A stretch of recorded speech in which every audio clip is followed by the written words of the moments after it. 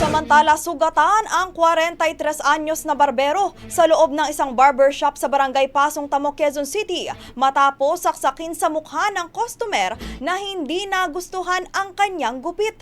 Ayon sa biktima, matapos magbayad ay agad umalis ang lalaki, ngunit ilang minuto lang ang lumipas ay muli itong bumalik. Dito na sinaksak ng suspect ang barbero bago tumakas palayo. Sa isinagawang follow-up operation ng Quezon City Police District ay matagumpay na naaresto si alias Eljim, 27 anyos, residente ng naturang barangay.